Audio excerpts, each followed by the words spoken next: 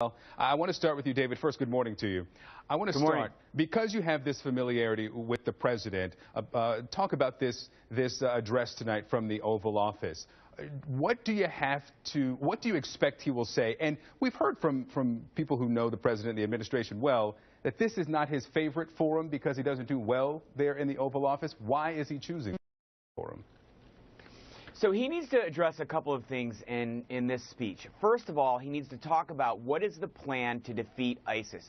His discussion needs to go beyond just talking about airstrikes. Everyone knows we're doing airstrikes and they're having an impact. But how are we going to defeat ISIS on the ground in Syria and Iraq? That means explaining what is the role of the Special Forces advisors that he sent into Iraq and now Syria. What are they going to be doing to defeat ISIS? And if we're not going to put a substantial amount of U.S. troops on the ground, which it's clear so far that his plan is not to do that, how are we going to build the capacity of the forces on the ground that are currently fighting ISIS, like the Kurds in Iraq and in Syria, like the Iraqi security forces, so that they can defeat ISIS? That means not only building their capacity through training and providing them with weapons, but also building a legitimate alternative among Sunnis to ISIS so that the Sunni population has someone else to look to protect them and to protect the areas once they are cleared of ISIS. That's probably the toughest part of that strategy. So he needs to explain that, and then he also has to explain how is he going to continue to protect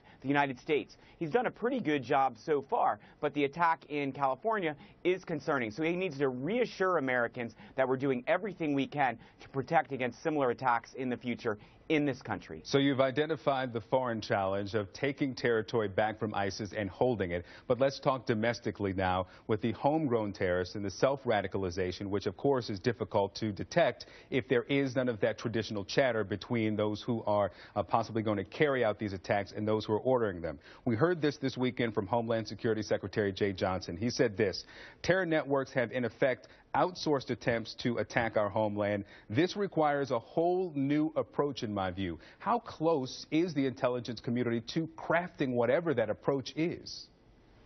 Well, I think what the Secretary is talking about is that we need to review our visa process and how we let visitors come to the United States. And I think that is warranted under this situation. But what about the people who are here, who are not coming from outside the country? They are American-born who are then self-radicalized. What's that approach? How do you get to them?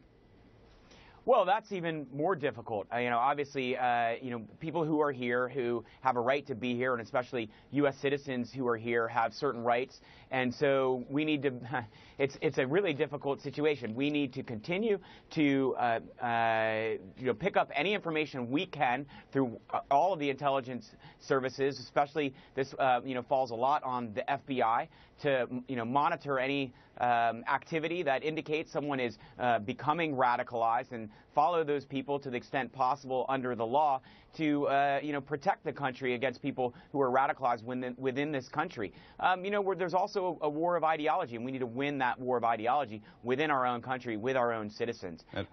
Those are some of the things, and then also looking at the visa programs. All right, David Tafuri, always good to have you. Thank you. Thank you.